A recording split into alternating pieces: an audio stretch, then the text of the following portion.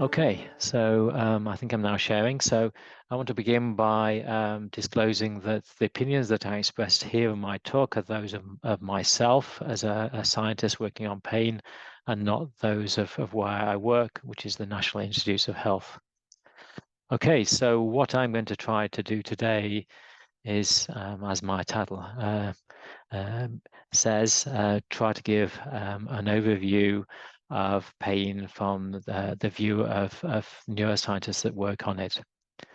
Okay, so pain is part of what's called a somatic sensation, and this includes mechanosensation, so responses to mechanical stimuli, and this includes discriminative touch and proprioception. It's also thermosensation, which is the ability to feel and distinguish hot, cold, and warm. It's also itch. And lastly, the thing that we're going to be talking about today, which is nociception. And it's important that we realize that it's all of these, because this is important because there is some crosstalk between some of these different types of detection at the periphery and nociception, as I'll explain in a moment. Okay, so all of these sensors first occur by nerve fibers in various organs. And this little picture down here is a picture taken through the skin, and in green you can see a nerve fiber. And so there are a number of different nerve fibers that go to different tissues. And this is the skin, but clearly there's multiple organs in the body that have this type of nerve fiber. This is shown here in this schematic. And what we're trying to illustrate in the schematic is that, in fact, these different, to a large extent, these different detection of these different stimuli that give rise to different types of sensation come about from detection occurring in different types of neurons. This is shown here for two different genes that are expressed in two different types of cells. However, for instance, in injury or during inflammation, the neurons that are involved in discriminative touch now get recruited. And this is why in those two conditions, very light touch now becomes painful. And so this is another component of pain and nociception that's very important, that it's different in different conditions. Okay, so next up on the pathway is that the nerve fibers come up here into these what are called ganglion over here in this schematic, and they then course up and go and enter the spinal cord. The entry in the spinal cord looks like this. These fibers come in and go to various targets within this part of the central nervous system. There's a great deal of processing that then occurs in the spinal cord. And it's thought that many of the reflexes that are associated with noxious stimuli can reside purely in the spinal cord. So for instance, responses to something that's hot or to some other noxious stimuli can arise purely in the spinal cord. So if the spinal cord is broken and there's no signals at all going to the higher brain, those responses remain. Okay, so next, this diagram now depicts more detail of the travels of the signals for noxious stimuli, and this is shown here in green, coming into the spinal cord and then going up into the higher brain.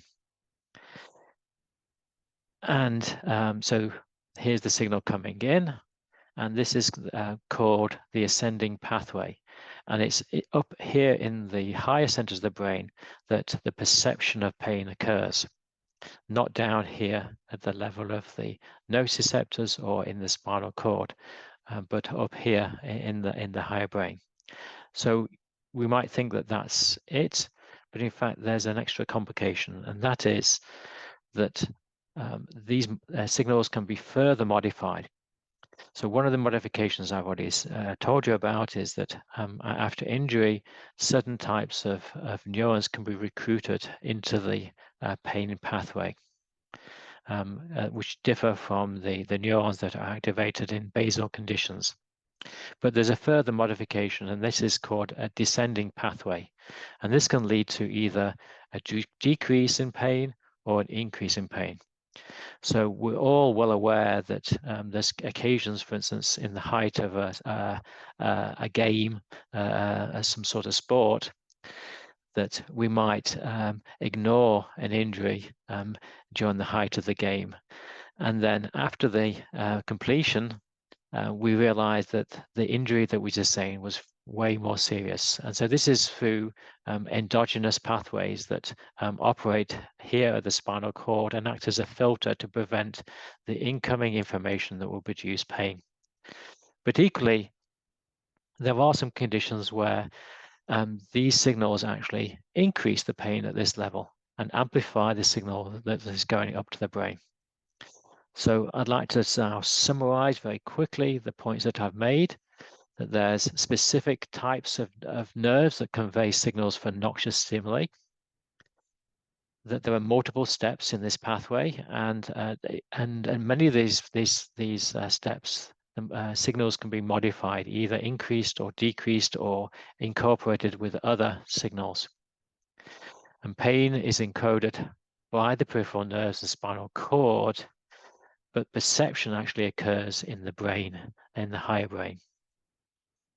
Pain can be modified. It can be both increased and decreased, and this is dependent on multiple factors. And lastly, a point that I had not made during this earlier part of the presentation, but I think is very important, is that pain is generally thought to have three different features. The first is a reflexive component. So that's, for instance, the reflex response to a noxious stimuli, but it also could include, for instance, changes in physiological state. So, for instance, increase in stress hormones, but there's other unconscious reflexes, responses that are elicited by these pathways.